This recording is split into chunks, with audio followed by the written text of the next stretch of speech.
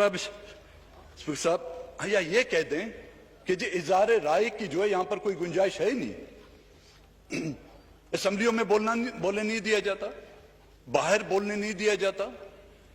इस तरह की करारदाद लाने से आप ये साबित करना चाहते हैं कि जलसों जुलूसों में किसी को बात करने की इजाजत नहीं। तो इस पर वो जो कहा जाता है कि जी यहां पर एक मार्शल्ला लगा हुआ है, ये बातें तो मार्शल्ला में होती है ना, ये काम मार्शल्ला में होते हैं। तो आपके इस करारदाद से आप उन लोगों की उस बात को इंडोर्स कर रहे हैं बातों को कि हकीकतन जहां पे किसी को इज़हार राय की इजाजत नहीं हो वो सिर्फ मार्शल्ला दौर में ही हो सकता है। आपकी अपनी हुकूमत के नुमाइंदे उस बात को इंडोर्स कर रहे हैं कि यहां पर जो है मार्शल्ला नाफिज है, कोई माने या ना माने। आजाद बलूचिस्तान के कहते हैं नारे लगाए गए हैं। जनाब स्पीकर साहब, चेयरमैन साहब, आजाद बलूचिस्तान की बातें कौन कर रहा है?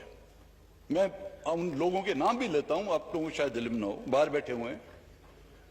नवाब खैरबश मरी के बेटे हैरब्यार मरी साहब जो इस पार्लियामेंट के हिस्से रहे हैं, नवाब अकबर खान बुगटी के नवासे बरामदा बुगटी साहब जो इस मुल्क के गवर्नर भी, सूबे के गवर्नर रहे हैं, फेडरल मिनिस्टर भी रहे हैं, वजीर आला भी रहे हैं। डॉक्टर अल्लाह नजर साहब जो एक वेल क्वालिफाइड डॉक्टर थे, उसको वहां तक पहुंचा दिया गया। जनाब स्पीकर साहब, मैं आपके सामने वो स्टेटमेंट पेश करता हूं आप लोगों की नॉलेज के लिए।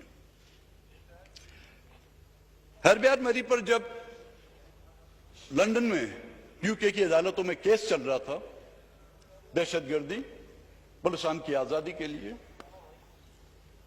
और उनकी लिए जो विटनेस वीडियो लिंक के लिए जिसने उन पर गवाही दी थी कि ये बेगुनाह हैं, वो कौन थे आपको मालूम है? जनाब मौजूदा वजीर आजम जनाब इमरान खान साहब।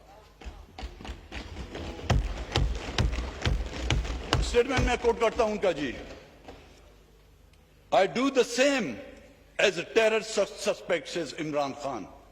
यह है उनका फ्राइडे जनवरी 2009 में।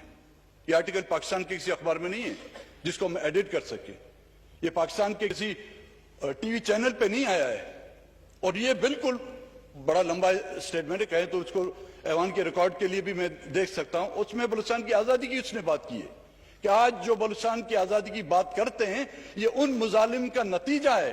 अगर मैं उनकी जगह होता तो मैं भी ये करता।